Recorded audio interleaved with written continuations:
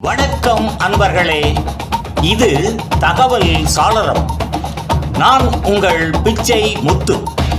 தகவல் சாளரம் வழங்கும் போர்களின் பிடியில் பூமியின் மடி. முதல் உலகப் போரின் முக்கியமான வரலாற்றை கூறும் தொடராக இதோ வருகின்றது இந்த தொடரின் இன்றைய காணொளி.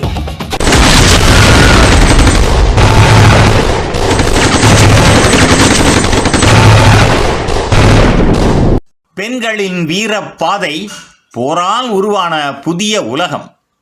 ஆண்கள் போர்க்களத்தில், பெண்கள் வரலாற்றின் முன்பக்கத்தில்.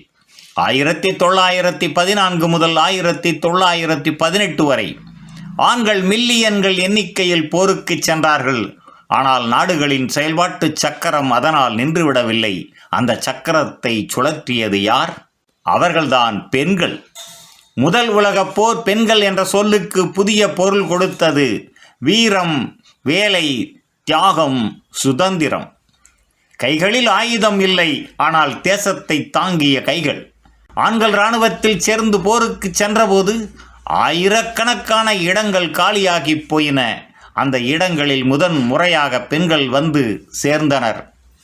இரும்பு ஆலைகள், குண்டு தொழிற்சாலைகள், விமான உற்பத்தி மையங்கள், ரயில் நிலையங்கள், வங்கிகள், தகவல் மையங்கள். போரின் பகுதியில் எழுந்த சத்தம் பின்னால் கேட்டுக்கொண்டே இருந்தாலும் பெண்களின் இந்த உழைப்பே ஒவ்வொரு நாட்டிற்கும் முதுகெலும்பாய் இருந்தது. இது சாதாரண வேலை அல்ல, இது போரின் மறைமுக செயல்பாடு. மஞ்சள் முக பெண்கள் ஆபத்தான பணியில் தைரியம். குண்டுகள் தயாரிக்கும் தொழிற்சாலைகளில் வேலை செய்த பெண்கள் நிறமாற்றம் அடைவதால் வரலாறு அவர்களை கேனரி கேர்ள்ஸ் என அழைத்தது.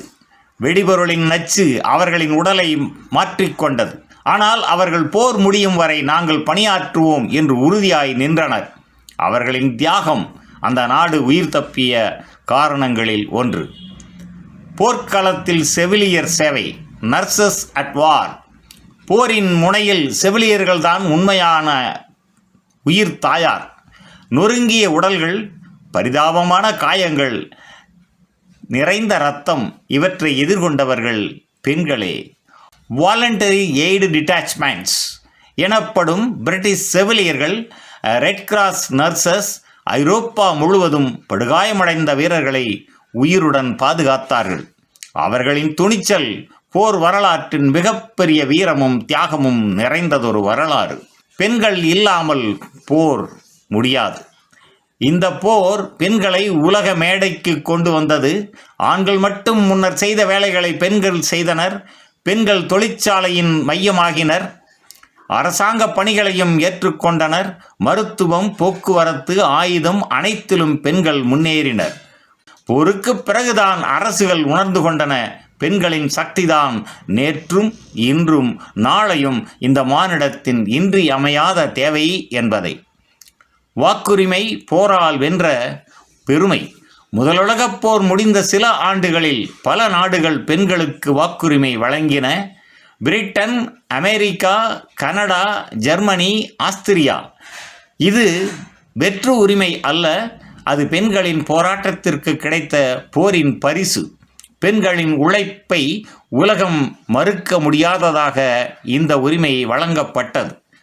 புதிய உலகை உருவாக்கிய வீர புனிதர்கள். முதலுலகப் போரானது ஆண்கள் போராடிய போது பெண்கள் தேசியத்தை உயிருடன் வைத்த போர். இது வெறும் பின்புலம் அல்ல, பெண்களின் முன்னணி காவியம். அவர்கள் இல்லாமல் நாடுகளும் போரும் வரலாறும் இப்படியாக இருந்திருக்க முடியாது. அவர்கள்தான் முதல் உலகப் போரின் அழகான, அமைதியான, மறைமுக வெற்றி முகம். நன்று நண்பர்களே, முதல் உலகப் போரின் வரலாற்று தொடரின் பெரிதொரு காணொளியில் மீண்டும் சந்திப்போம். நன்றி, வணக்கம். புதியதோ உலகம் செய்வோம், கெட்ட போரிடும் உலகத்தை வேரோடு சாய்ப்போம்.